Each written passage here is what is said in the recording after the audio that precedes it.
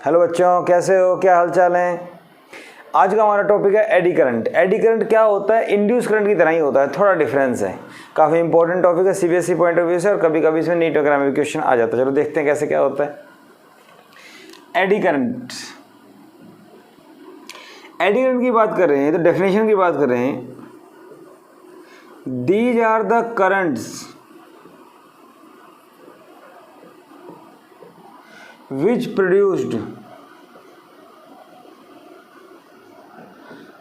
in the bulk interior of a conductor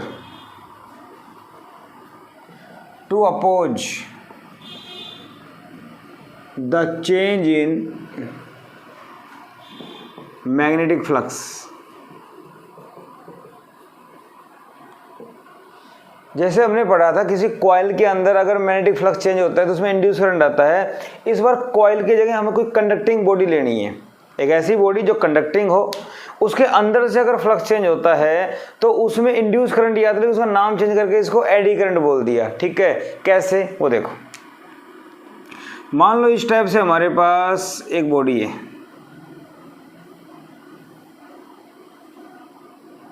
ठीक है। इसके अंदर मान लीजिए मैग्नेटिक फील्ड ऐसे जा रहा है नीचे से ऊपर,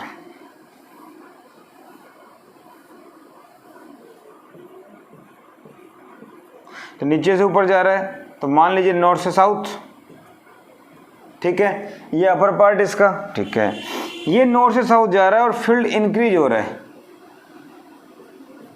इंक्रीजिंग भी मैग्नेटिक फील्ड यहाँ पे इंक्रीज हो रहा है। अब आप ये बताओ, ऊपर की तरफ साउथ पोल है, ऊपर की तरफ साउथ पोल है और फील्ड इंक्रीज हो रहा है, तो लेंज लॉ के अकॉर्डिंग किधर आनी चाहिए? According to Lenz law. Lenz law क्या कहता है कि चेंज का अपोज होगा, तो ऊपर की तरफ फील्ड बढ़ रहा है, ऊपर साउथ पोल है, तो अपोज करने के लिए इधर कौन सा आना चाहिए? साउथ। साउथ का मतलब क्लॉकवाइज, ठीक है। करंट क्लॉकवाइज होगा, लेकिन कैसे? वो करंट इसी शेप में आएगा, देखो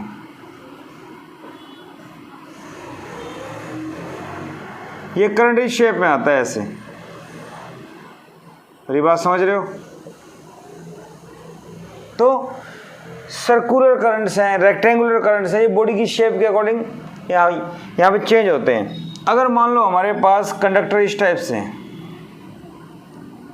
ठीक है, और मैग्नेटिक फील्ड ऐसा है, समझ रहे हो मेरी बात?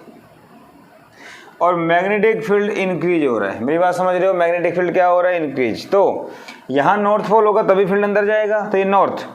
फील्ड बढ़ रहा है तो बढ़ने का अपोज करने के लिए यहाँ भी क्या आएगा? नॉर्थ। नॉर्थ का मतलब सर्कुलर। तो जैसे इसकी शेप है वैसे ही करंट। तो करंट जो आएंगे वो यहाँ पे क्लोज लूप में आएंगे। इतनी बात समझ में आ गया? ठीक है भाई, करंट क्लोज लूप में आएंगे, जैसी बॉडी की शेप होगी वैसे आ जाएंगे। लेकिन एडी क्यों बोला?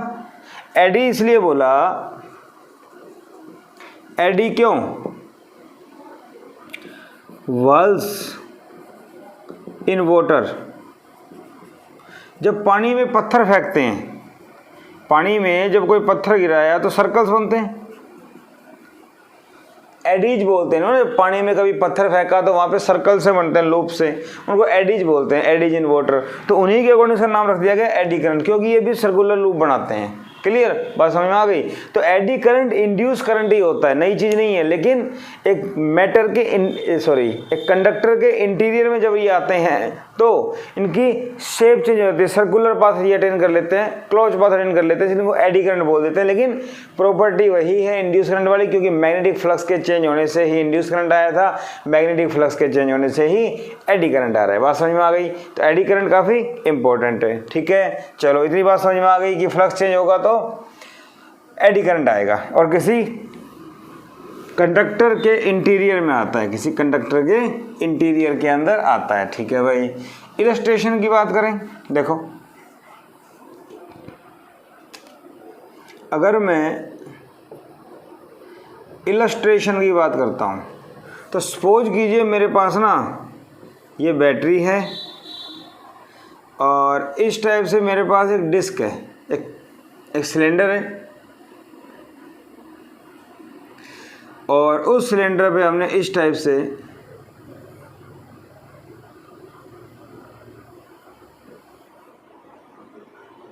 ये लगा दिया। मेरी बात समझ रहे हो? इसको हमने रैप कर दिया, यहाँ से करंट जाएगा। बोलो बात समझ में आ रही है? ठीक है। और यहाँ पे मैं एक रेजिस्टेंस लगा देता हूँ, की लगा देता हूँ, बेटर रहेगा। ठीक है। जैसे ही आप की को क्लोज करोगे तो करंट एकदम जीरो से बढ़ेगा, चेंज होगा। यहाँ पे हमने इसके ऊपर एक डिस्क रख दी, मेटल डिस्क। समझो क्या है, हमारे पास एक कंडक्टिंग सिलेंडर है, उसके ऊपर एक डिस्क रखी हुई है मेटल की। ये डीसी बैटरी कांस्टेंट करंट देती है, हमने एक की लगा दी। की जैसे ही क्लोज करेंगे करंट जीरो से मैक्सिमम की तरफ जाएगा, इसका मतलब करंट चेंज होगा। और करंट अगर चेंज होगा तो इसके अंदर मैग्नेटिक फ्लक्स चेंज होगा, फ्लक्स चेंज होगा तो डिस्क में एडी करंट आएगा। और डिस्क में अगर एडी करंट आएगा तो वो एडी करंट फ्लक्स के चेंज का अपोज करेगा और डिस्क यहाँ से उछल कर गिर जाएगी। क्या बोलते हैं? Fly off. Disc will fly off. ठीक है। क्या लिखेंगे इसके अंदर? When magnetic flux changes in cylinder, it also changes in metal disc and eddy currents are produced in disc to oppose the change। Eddy current जो आएंगे वो change का अपोज करेंगे, so disc will fly off. Disc वहाँ से उछल कर गिर जाएगी, फ्लाई ऑफ, उड़ जाएगी वहाँ से। ठीक है। तो एडी करंट का एग्जांपल, एडी करंट इसके अंदर आया तो ऐसा हुआ।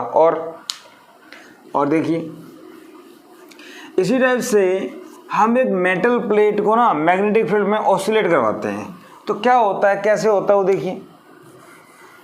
सपोज कीजिए मेरे पास इस टाइप से फील्ड है, इधर साउथ पोल, इधर नॉर्थ पोल, और यहाँ मान लीजिए इस टाइप से एक मेटल प्लेट है,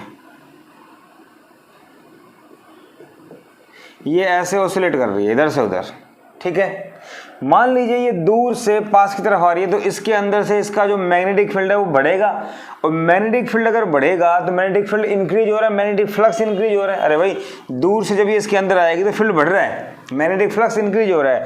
फ्लक्स इंक्रीज होगा तो इंक्रीज होने का अपोज होगा, अपोज होगा तो इधर नॉर्थ पोल है, इधर जा रहा है फील्ड, तो अपोज करने के लिए नॉर्थ ही आना चाहिए। नॉर्थ का मतलब एंटी क्लॉकवाइज। तो इसके अंदर जो एडी करंट आएंगे वो ऐसे आएंगे। क्या मेरी बात समझ रहे हो आप? इसके अंदर जो एडी करंट आएंगे वो ऐसे आएंगे, समझ गए? इस टाइप से। ठीक है।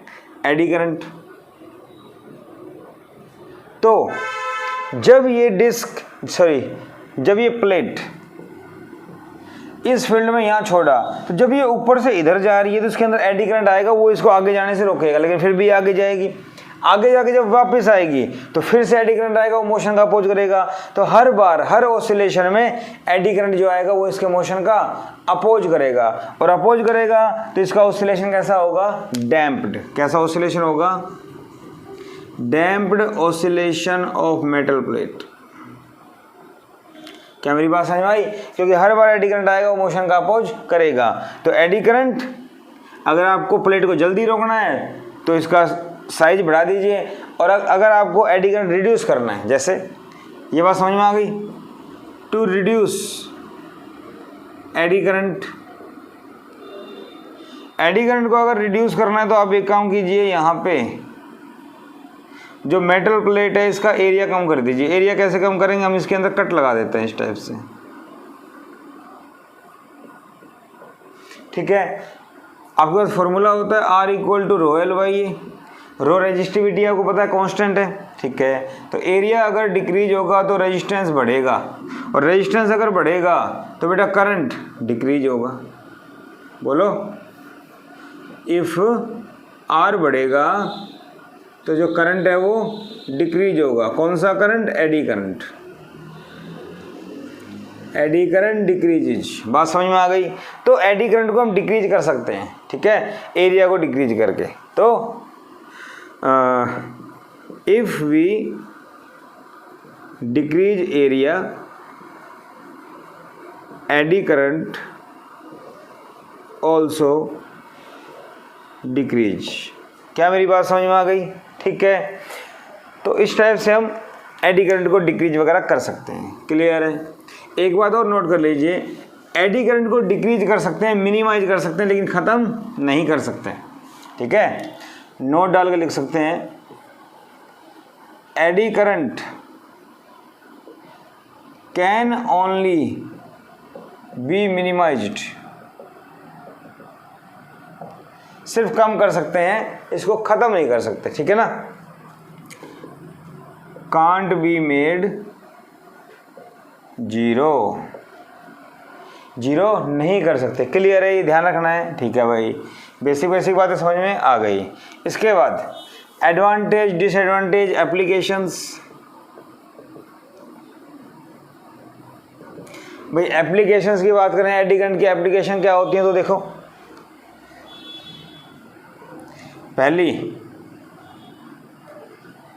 Electromagnetic damping. डैम्पिंग का मतलब डैम्प्ड ऑसिलेशन, अनडैम्प्ड ऑसिलेशन प्रश्न में पढ़ा था ना। डैम्प्ड ऑसिलेशन क्या होते हैं? जो ऑसिलेट करते करते करते करते ऑसिलेशन खत्म हो जाए। अनडैम्प्ड क्या होते हैं? जो जिस डिस्प्लेसमेंट से ऑसिलेट कर रहे हैं, वाइब्रेट कर रहे हैं, उसी से करते रहें, इसकी एनर्जी चेंज ना हो। ठीक है, तो इलेक्ट्रोमैग्नेटिक डैम्पिंग क्या होता है? सुनो, अच्छे से पढ़ते हैं। इसका जनरली यूज कहाँ होता है? Dead beat galvanometer.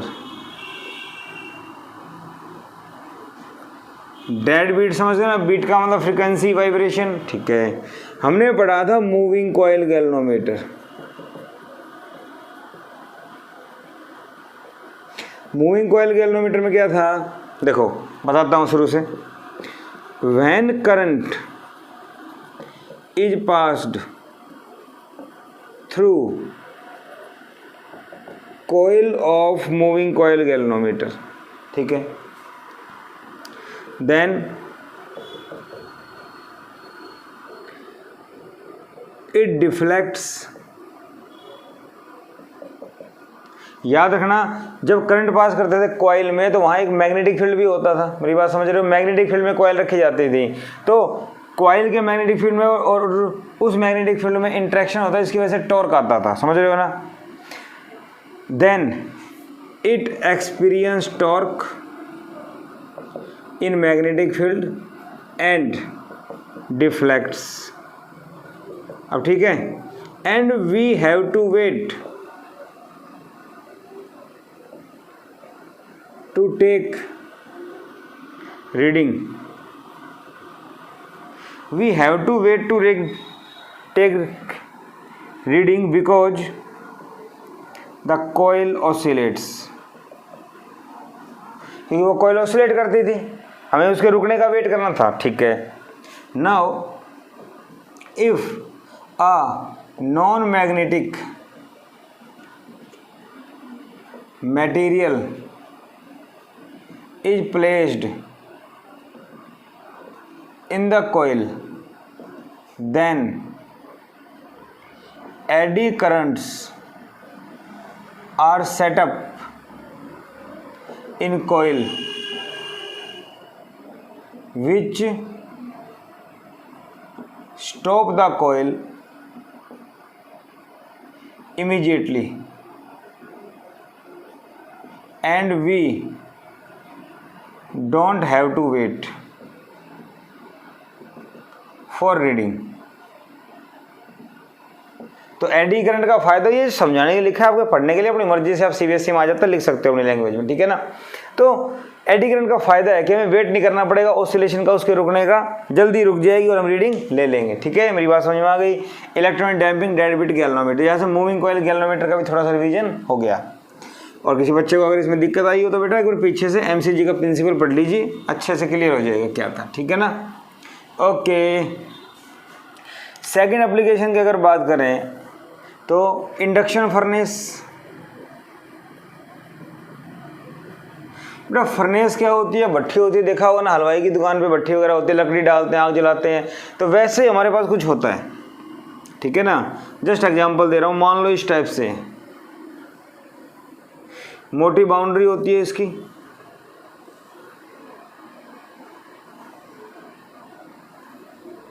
ठीक है। इसमें स्विच लगा दिया जाता है, मान लीजिए सॉकेट में, तो मेटल की होती है ये, मतलब कंडक्टर होता है। तो जब इसमें से करंट पास करेंगे तो लार्ज एडी करंट प्रोड्यूस होगा, और लार्ज एडी करंट प्रोड्यूस होगा तो इंटीरियर में हाई टेम्परेचर होगा। हाई टेम्परेचर का काम क्या है कि हमारे पास मेटल्स हैं बहुत सारी, समझ रहे हो, मेटल्स। तो ये it is use to make alloy. Induction furnace जो है वो एलॉय बनाने का काम आती है, क्योंकि हाई टेम्परेचर से, मतलब हाई करंट से क्या होगा, लार्ज एडी करंट प्रोड्यूस होगा। लार्ज एडी करंट से हीट जनरेट होगी, और हीट की वजह से क्या होता है, एडी करंट मोशन का अपोज करता है। इंड्यूस करंट, एडी करंट हमेशा मोशन का अपोज करते हैं। अरे करंट का अपोज करते हैं ना, फ्लक्स के चेंज का अपोज किया तो मोशन का अपोज, तो हीट जनरेट होगी, हीट की वजह से हाई टेम्परेचर आएगा। क्लियर है ना? ठीक है। हमने पीछे पढ़ा था एनर्जी कंसिडरेशन में कि जितना भी हमने मैकेनिकल वर्क किया वो सारा हीट की फॉर्म में लॉस हो गया था। तो हीट की वजह से हाई टेम्परेचर, उसकी वजह से जो एलॉय हमें बनाना है उसमें जो मेटल यूज होनी है उनको डाल देते हैं इसके अंदर। हाई टेम्परेचर से मेटल सारी मेल्ट हो जाएंगी, और मेल्ट होने के बाद जब बाहर निकालेंगे तो मिश्र धातु एलॉय बन जाता है, मिक्सचर ऑफ मेटल्स। समझ में आ गई बात? तो यूज टू मेक एलॉय, बात समझ में आ गई? ठीक है। तीसरा अगर हम बात करें इलेक्ट्रोमैग्नेट। इलेक्ट्रोमैग्नेट्स क्या होते हैं? Generally electric power trains. जो इलेक्ट्रिक पावर ट्रेन्स होती हैं उनमें रेल्स के जस्ट ऊपर, रेल समझते हो, रेल की पटरी, उनके जस्ट ऊपर ट्रेन में मैग्नेट लगा होता है, इलेक्ट्रोमैग्नेट। ये बात समझ रहे हो? जो रेलवे ट्रैक होती है उसके ऊपर ट्रेन खड़ी होती है, तो ट्रैक के जस्ट अबव ट्रेन में इलेक्ट्रोमैग्नेट लगा होता है। जब उसमें से करंट पास करते हैं तो वो मैग्नेट बनेगा, और उसका मैग्नेटिक फ्लक्स ट्रैक में जाएगा रेल्स में, और जब वो चलेगी तो इसके अंदर एडी करंट प्रोड्यूस होंगे, और वो एडी करंट इसके मोशन का अपोज करेंगे। मेरी बात समझ में आ रही है? ठीक है। देखो, in trains electromagnet are arranged just above rails, rails के ऊपर। ठीक है। when current is passed in electromagnet,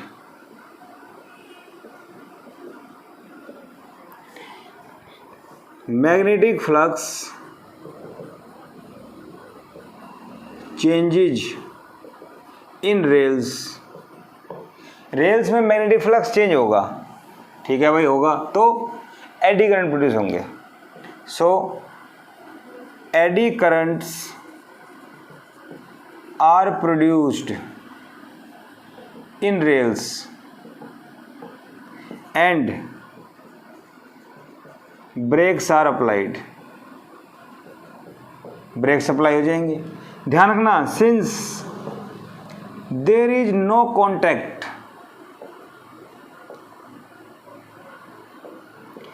between magnet and rails, so braking action is smooth. मतलब क्या हुआ?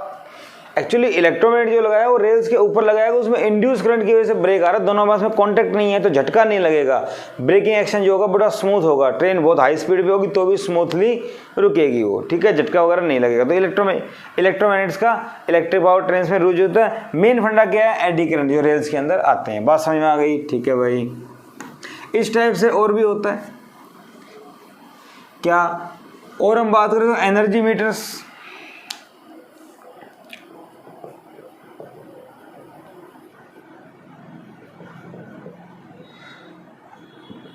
इलेक्ट्रिक एनर्जी मीटर्स कह सकते हैं। आजकल तो घरों में जो मीटर आ रहे हैं वो डिजिटल हैं। पहले ब्लैक वाले मीटर आते थे, काले काले रंग के डब्बे देखे होंगे घर में लगे होते थे, उनके अंदर एक डिस्क होती थी छोटी सी, वो डिस्क घूमती रहती थी। क्या था, मीटर की वजह से जो वेरिएबल करंट उसके अंदर से पास होता था उसकी वजह से उसमें मैग्नेटिक फ्लक्स चेंज होता था, और फ्लक्स के चेंज होने की वजह से उसके अंदर एडी करंट आता था, और एडी करंट की वजह से वो शाइन करती थी। समझ रहे हो ना? तो एडी करंट का वहाँ भी यूज होता था। मेन तो ये 3 थे। ठीक है बेटा। डिसएडवांटेज या लिमिटेशंस की बात करें तो इसकी, eddy current it opposes the motion, ये मोशन का अपोज करता है। जब कोई बॉडी चल रही है तो उसके मोशन का अपोज करता है। मेरी बात समझ रहे हो? ठीक है। इट कोजेज हीट लॉस,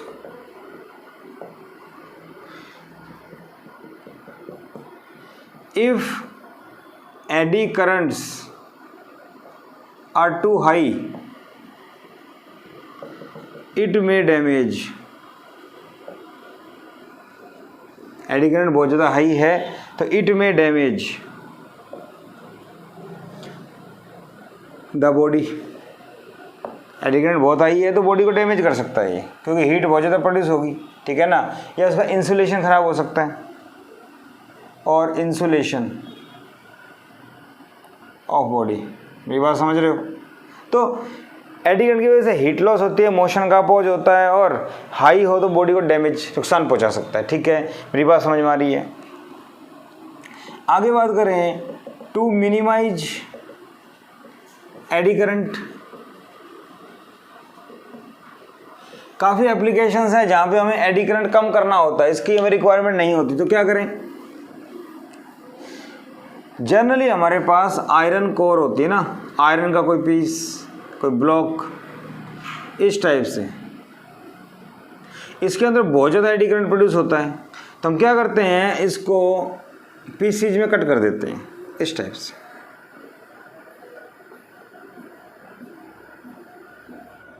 समझ गए? Cut in pieces. ठीक है। each piece is coated with insulating material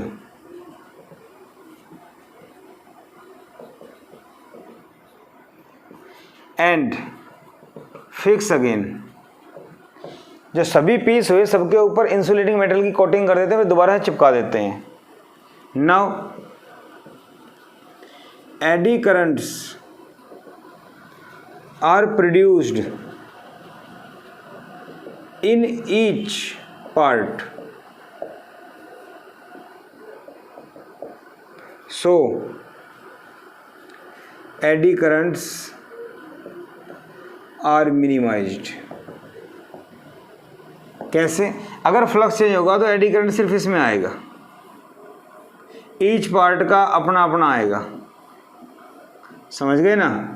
लेकिन अगर कंप्लीट था तो कंप्लीट में एडी करंट कंप्लीट के अंदर आ रहा था, तो अब सब में थोड़ा थोड़ा आएगा, इसका मतलब एडी करंट रिड्यूस हो जाता है। ऐसा करने से क्या होगा? रिड्यूस। तो जनरली इनका यूज ट्रांसफार्मर कोर में करते हैं, यूज्ड इन ट्रांसफार्मर्स, क्योंकि वहाँ पे एनर्जी लॉस बहुत ज़्यादा होता है और हम उसको मिनिमाइज करना चाहते हैं, क्योंकि एडी करंट की वजह से लॉस होता है, तो एडी करंट को मिनिमाइज कर देंगे तो लॉस भी कम होगा। समझ रहे हो आप मेरी बात? तो ये था बेटा एडी करंट, कुछ एप्लीकेशंस कैसे काम हो जाता है। सीबीएसई में काफ़ी बार पूछा जाता है, जनरली इसके ऊपर कंसेप्चुअल क्वेश्चन नीट में बन जाते हैं। तो आज का अगर टॉपिक पसंद आया हो तो लाइक कीजिए, शेयर कीजिए और सब्सक्राइब जरूर कीजिए, ताकि आपको आगे के लेक्चर्स मिलते रहें। Thank you.